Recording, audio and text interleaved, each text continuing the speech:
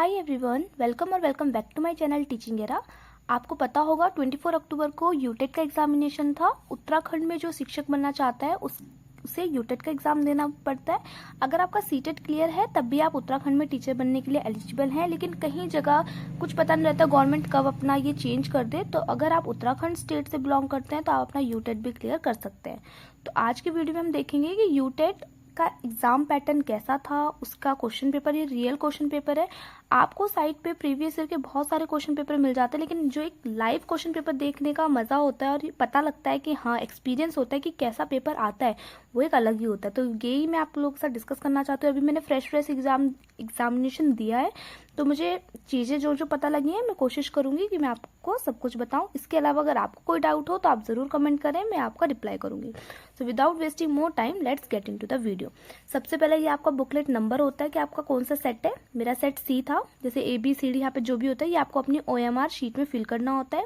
Set में कोई question में अंतर नहीं होता, बस क्वेश्चन एक दो आगे पीछे रहते हैं। ये आपका बुकलेट नंबर है। टोटल मार्क्स 150 मार्क्स का होता है। 150 क्वेश्चंस होते हैं, 150 मिनट्स मिलते हैं, यानी कि 2.5 घंटा मिलता है आपको इन्हें सॉल्व करने के लिए। सेम वैसा ही है जैसे सीटेट में रहता है। CDP, Hindi, English. अगर आपका मैथ साइंस है ये पेपर 2 के लिए है, यूटेट पेपर 2 के लिए। मैथ्स एंड साइंस है तो 60 क्वेश्चन मैथ्स एंड साइंस के, और अगर आपका SS है तो 60 क्वेश्चन SS के। लेकिन इसमें काफी अंतर था। जैसे उसमें हिंदी में 15 मार्क्स की पैडागॉजी, 15 मार्क्स का कंटेंट आता था पैराग्राफ, इसमें थोड़ा अंतर था, अभी आप समझ जाएंगे। So without wasting more time हम क्वेश्चन देखते हैं कि सेक्शन ए में कैसे क्वेश्चन आए थे। सबसे पहले चाइल्ड डेवलपमेंट एंड पैडागॉजी, इसके आपको 30 क्वेश्चन मिलते हैं। मुझे सीटेट के अकॉर्डिंग यूटेट में CDP के क्वेश्चन बहुत इजी लगे। मेरा विद इन 10 मिनट्स में CDP का पोर्शन अच्छे से क्लियर हो गया था। मैंने फटाफट टिक लगा लिए थे और देन मैंने अपने OMR शीट भरी थी। आप क्वेश्चन देख सकते हैं, देखो फर्स्ट क्वेश्चन से मतलब लेवल काफ़ी इजी है। अगर आपने सीटेट की अच्छे से क्लासेस पढ़ी हैं तो ये तो मुझे बहुत इजी लगा कि यूटेट का काफ़ी इजी CDP थी। आप एक एक क्वेश्चन देख सकते हैं। मैं आपको एक एक क्वेश्चन दिखा रही हूँ, ये पेपर कैसा आया था। ये एक सिर्फ रिव्यू है। नेक्स्ट पेज पे देखते हैं। सीटेट में भी CDP के क्वेश्चन करने लायक रहते हैं, इजी रहते हैं, लेकिन उसके ऑप्शन बहुत घुमावदार रहते हैं।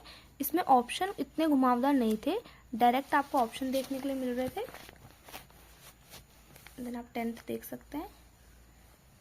आप एक एक क्वेश्चन देख लेना, सॉल्व करने की कोशिश करना।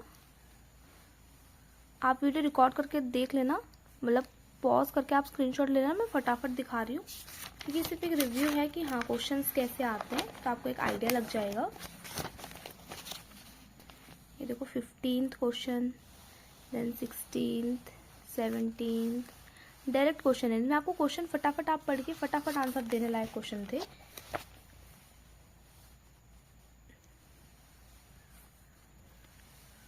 टोटल 30 क्वेश्चन आते हैं CDP के। सीटेट में भी 30 क्वेश्चन आते हैं। अंतर बस लेवल में था। इसके क्वेश्चन काफ़ी इजी थे और ऑप्शंस काफ़ी स्ट्रेट फॉरवर्ड थे। मैंने जल्दबाजी में एक दो क्वेश्चन गलत करे होंगे, हो सकता है, लेकिन काफ़ी इजी क्वेश्चन पेपर था। आई मस्ट से मैंने सीटेट का ही रिवीजन करके यूटेट का एग्जामिनेशन दे रहा था। मेरे एग्जाम भी चल रहे थे B.Ed सेकेंड ईयर के, तो मैं ज़्यादा ठीक से पढ़ नहीं पाई थी। उस हिसाब से जिस हिसाब की प्रिपरेशन थी तो मेरा एग्ज़ाम काफ़ी अच्छा गया है। ये 30 क्वेश्चन हो गए CDP के। इसके बाद आता है हमारा हिंदी का पोर्शन। CDP में इसके बाद आपका जो सीटेट का एग्जाम होता है उसमें CDP के बाद आपका, अगर आपने मैथ्स और साइंस लिया है तो मैथ्स एंड साइंस आता है, और अगर आपने SS लिया है तो आपका SS आता है। लेकिन यूटेट में CDP खत्म होने के बाद आपकी लैंग्वेज है कि आपने लैंग्वेज 1 क्या ली है। आपने हिंदी ली है तो हिंदी का पेपर करना, इंग्लिश लिए तो इंग्लिश का पेपर करना। मेरी प्रथम भाषा हिंदी थी तो मैंने हिंदी के पेपर किया था। इसमें भी आपको 30 क्वेश्चन देखने को मिलेंगे। सीटेट और यूटेट में ये अंतर लगा मुझे हिंदी में कि इसमें ग्रामर के क्वेश्चन ठीक ठाक थे। ग्रामर के अलावा इसमें जो हमारा हिंदी फर्स्ट रहता है, काव्य वाला खंड, उसके भी काफ़ी क्वेश्चन थे। मुहावरे आप देख सकते हैं, वसंत, उसमें ऑथर्स के नेम भी पूछे गए थे। ये देखो जैसे प्रिय व्यास महाकाव्य में कितने सर्ग हैं, तो ये मैंने ऐसे ही टिक किया, मैंने पढ़ा नहीं था। पुरस्कार कहानी के रचयिता मुझे पता था क्योंकि अब आपको एक आइडिया लग जाएगा कि किस तरीके के क्वेश्चंस आते हैं। एक पैराग्राफ आता है, एक पोएम आती है। पोएम थी देन इसके क्वेश्चंस थे।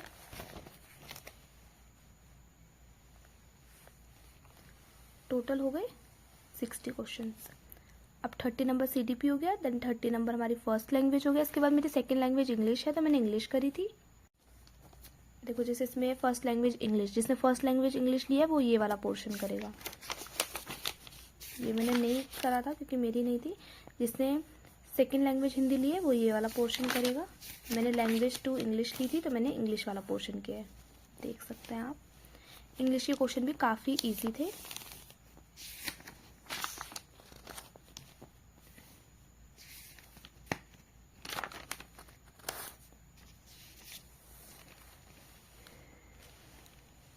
इसमें भी सेम एक बड़ा पैराग्राफ आता है और एक पोयम या फिर छोटा पैराग्राफ आता है। देन संस्कृत अगर आपकी भाषा है तो संस्कृत का पेपर करना है। उर्दू का ऑप्शन भी है इसमें। देन आपका आ गया मैथ्स एंड साइंस। अगर आपका एसएस है तो आप एसएस करेंगे, मैथ्स एंड साइंस है तो आप मैथ्स एंड साइंस करेंगे। अब जैसे सीटेट में कैसा रहता है कि कंटेंट में 20 नंबर का तो कंटेंट आता है मैथ्स के क्वेश्चन, 10 नंबर की पेडागॉजी आती है 30 नंबर की मैथ्स में। इसमें पेडागॉजी के 4 से 5 ही क्वेश्चन देखने को मिले, बाकी सारी मैथ्स थी, लेकिन मैथ बहुत ईजी थी, सिंपल क्वेश्चन थे, डायरेक्ट आप कर सकते थे। साइंस में भी ऐसा ही था, साइंस भी बहुत ईजी थी, बहुत ही इतनी सिंपल ईजी थी कि मतलब डायरेक्ट 1 वर्ड के आंसर्स थे। आप देख सकते हैं पहला क्वेश्चन पेडागॉजी से रिलेटेड है। देन आप क्वेश्चन देखेंगे तो आपको सारे दिखेंगे कि फैक्टर के ही क्वेश्चन है, फैक्टर मतलब मैथ्स के क्वेश्चन है सिंपल। देखो रेशियो वाले चैप्टर से।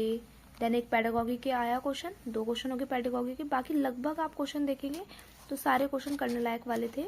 रेशियो वाले, स्लैंट हाइट वाले, ट्राइंगल की हाइट वाले, देन ये एक्सिस वाले क्वेश्चन। ये तीसरा क्वेश्चन आ गया एक पेडागॉजी का। लगभग आप अगर क्वेश्चन देखेंगे तो आपको सारे मैथ्स के करने लायक क्वेश्चन मिलेंगे जो आपको सॉल्व करके करने हैं। ये चौथा क्वेश्चन आ गया पेडागॉजी का, 5वां, 6th,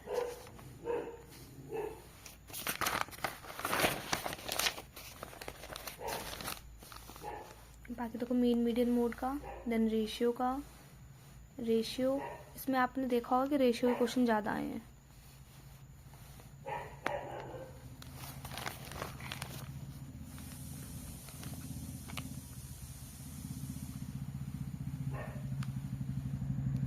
ये यूरल्स फॉर्मूला भी आया था। आई होप आपको समझ में आ रहा होगा कि मैथ्स में कैसा आता है। आप सीटेट और यूटेट को कंपेयर कर सकते हैं। जब मैंने प्रीवियस ईयर का एक यूटेट का क्वेश्चन पेपर उठा के देखा था तो मुझे यूटेट बहुत हार्ड लग रहा था, क्योंकि उसमें एक तो ग्रामर बहुत ज़्यादा थी हिंदी में, इंग्लिश में, एंड उसमें महाकाव्यों के नाम बहुत कुछ ऐसा था जो मुझे लगा नहीं आया। लेकिन मैंने एग्ज़ाम दिया। देखो मेरी प्रिपरेशन उतनी अच्छी नहीं थी क्योंकि मेरे खुद के एग्ज़ाम्स चल रहे थे तो मैं नहीं पढ़ पाई थी, लेकिन आई थिंक मेरे 90 आ जाने चाहिए। मतलब बहुत ईजी ही पेपर था यूटेट का। मुझे काफ़ी, अगर आपने सीटेट के लिए तैयारी की है तो आप CDP और मैथ्स के जो 3-4 ही तो क्वेश्चन है पेडागॉजी, तो आपको पढ़नी नहीं है, आपको ध्यान बस अपनी कंटेंट पे देना पड़ेगा। साइंस अच्छे से पढ़ लेंगे अगर आपका साइंस है तो आपका बहुत अच्छा एग्जामिनेशन चल जाएगा।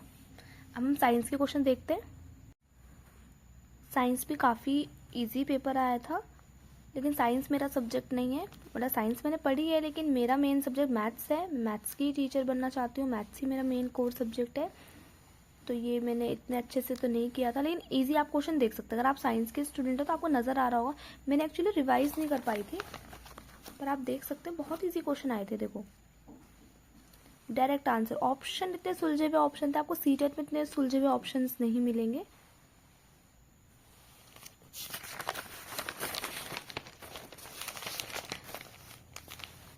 सिंपल सिंपल क्वेश्चन थे, आप देख लेना। पेडागॉजी इसमें भी वैसे ही थे, 5-6 क्वेश्चन पेडागॉजी के थे। बाकी सारे इसमें क्लेस ऑयल आना था, मैंने गलत कर रखा है। बहुत सारे मैंने इसमें गलत कर दिए जल्दबाजी में। कुछ तो एक तो मैंने लास्ट टाइम पे किया था।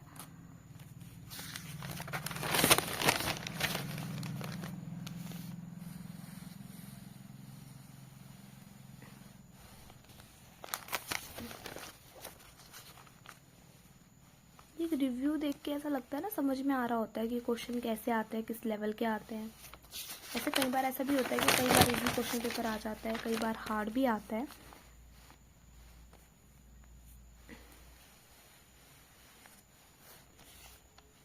इसमें भी गोट आना था, मैंने शीप कर दिया जल्दबाजी में, मुझे पता था। घर आके फिर होता है ना रियलाइजेशन कि हमने कितने सारे आंसर्स गलत मार्क कर दिए। Last question 150। तो ये हमारा यूटेट का एग्जामिनेशन था। सीटेट का भी मैंने डाल रखा है कि सीटेट का रियल क्वेश्चन पेपर कैसा दिखता है, आप वो भी देख सकते हैं। ये क्वेश्चन पेपर डालने का मकसद यही है कि आपको एक रूबरू हो जाए, एक रियल आपको पता चले कि हाँ यूटेट का क्वेश्चन पेपर कैसा आता है, किस लेवल के क्वेश्चन होते हैं। आपको प्रीवियस ईयर बहुत सारे क्वेश्चन पेपर मिल जाएंगे, आप डाउनलोड कर सकते हैं गूगल से, और एक ये एग्जाम्पल के तौर पे ले सकते हैं कि हाँ बिल्कुल क्वेश्चन पेपर ऐसा ही आता है। मुझे इसमें अगर आपने सीटेट के लिए प्रिपेयर किया अपना सीडीपी, तो आप एकदम आपको सीडीपी तो और कुछ पढ़ना ही नहीं है, आप मतलब सीडीपी आपका क्लियर है। मैथ साइंस की भी आपका यूं ही हो जाएंगी, क्योंकि साइंस और मैथ्स में तो आपके 4-5 लगभग मतलब 10 ही पेडागॉजी के क्वेश्चन आए हैं। हिंदी और इंग्लिश में बहुत कम थे, हिंदी इंग्लिश में ग्रामर ज़्यादा आई है। अब वो डिपेंड हो सकता है कि कई बार ग्रामर थोड़ी हार्ड आ जाती है, जैसे यड़ संधि बहुत कुछ था उसमें, संधि समास के क्वेश्चन थे, इंग्लिश में भी मॉडल से रिलेटेड क्वेश्चन थे। साइंस बिल्कुल बेसिक था। आप एसएस भी देख लीजिए अगर आपका एसएस पार्ट है तो। एक मिनट, ये सोशल साइंस है, जिसका सोशल साइंस होगा वो अपना सोशल साइंस करेगा। एक मिनट,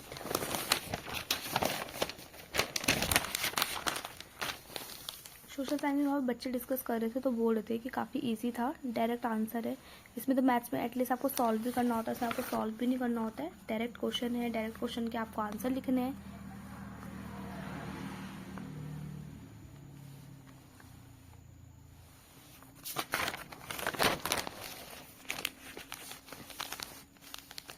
और 8 तक का ही सारा सिलेबस आता है आपका ये।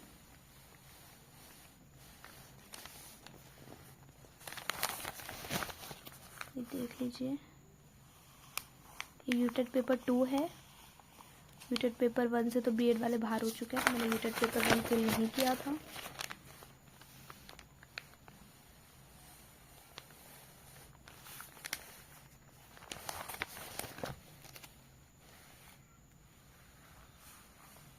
इसके भी ऑप्शंस काफ़ी देखने में लग रहे हैं कि मतलब डायरेक्ट आप आंसर ढूंढ सकते हैं। आप सीटेट के ऑप्शन है ना, सीटेट के ऑप्शन बहुत वैसे रहते हैं, आप उसमें एलिमिनेशन मेथड नहीं लगा सकते हैं। इसमें मुझे जहाँ तक लगा मैंने एलिमिनेट मेथड भी लगा के कहीं क्वेश्चन करने की कोशिश करी है। सीटेट में तो आप एलिमिनेशन मेथड लगा ही नहीं सकते हैं, वो इतने घुमावदार ऑप्शन देते हैं कि ऐसा नहीं करेंगे बहुत ज़्यादा हार्ड है, पेपर तो ठीक ही रहते हैं।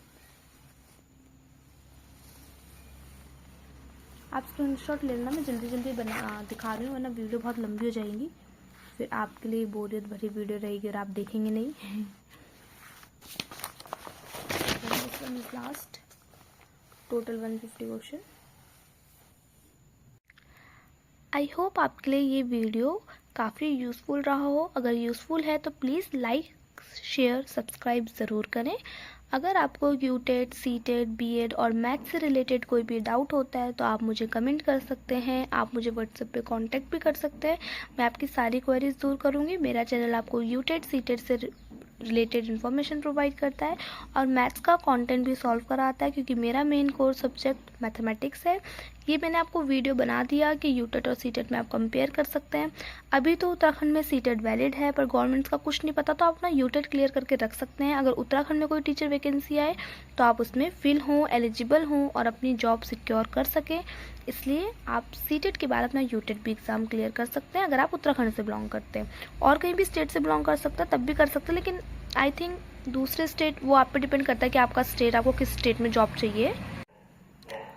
कौन सा इजी है कौन सा हार्ड है ये कहना सही तो नहीं रहेगा, क्योंकि इजी अब जिस बच्चे ने अच्छे से पढ़ा है उसके लिए तो सीटेट क्या यूटेट क्या सारे ही इजी हैं, और जिसने पढ़ाई नहीं करा उसके लिए सब कुछ ही हार्ड है। क्योंकि जब मैंने सीटेट का बिना पढ़े एग्जाम दिया था फर्स्ट बारी में, तो मुझे भी समझ में नहीं आ रहा था कि क्या नई चीज़ें हैं, क्योंकि हमें नहीं पता होता remedial teaching, known to note, concrete, abstract, इतना नॉलेज नहीं होता है। सीटीपी पेडागॉजी तो आपको पढ़ना ही पड़ेगा, ये बेस है किसी भी टीचिंग एग्ज़ाम को क्लियर करने के लिए। बाकी मेरी प्रेफरेंस दोनों ही है, सीटेट आप क्लियर करें क्योंकि इनसे जॉब एक पक्की नहीं होती है जॉब, लेकिन ये जॉब का फर्स्ट स्टेप है, ये तो आपको क्लियर करना ही पड़ेगा, इसके बिना तो आप कुछ कर ही नहीं सकते हैं। तो अपना सीटेट यूटेट बीएड करते करते ही क्लियर कर लीजिए, ताकि आपके लिए बहुत फ्रूटफुल हो आगे। फिर आप अपना टाइम अच्छे किसी एग्ज़ाम को पकड़ लीजिए और उसमें लगाएं। अब जैसे मेरा बीएड भी कंप्लीट हो गया, मेरा सीटेट कंप्लीट हो गया, आई थिंक मेरा यूटेट भी क्लियर हो जाना चाहिए। मैं अपलोड करूँगी अपना रिजल्ट, मेरे जितने मार्क्स आए होंगे। तो अब मैं अपना एक गोल रख सकती हूँ। अब मेरा CTP को भी लेके काफ़ी वो हो चुका है कि हाँ मेरा टीचिंग एप्टीट्यूड ठीक है। तो मैं बाकी एग्ज़ाम में भी कोई भी एक एग्ज़ाम जैसे DSSS, KVS, NVS जो अपनी पेस अपनी लगन के अकॉर्डिंग मैं कोई एग्ज़ाम पकड़ के उसी के लिए प्रिपेयर करूँगी, फिर मुझे बाकी सोचना नहीं पड़ेगा। कई बच्चे यही गलती करते हैं कि वो बीएड करते सोचते पहले हम बीएड क्लियर कर लेंगे तब हम सीटेट, फिर वो 1 साल तक सीटेट के लिए प्रिपेयर करते हैं, देन जाके वो किसी टीचिंग जॉब के लिए वो करते हैं। आपने क्लियर रखिए रास्ते, क्योंकि वैसे भी ही जॉब मिलनी आजकल बहुत मुश्किल है, कंपटीशन बहुत टफ है। तो अपने ऊपर अच्छे से मेहनत करिए। आज की वीडियो में इतना ही, मिलते हैं नेक्स्ट वीडियो में। तब तक के लिए bye bye, see you in the next video.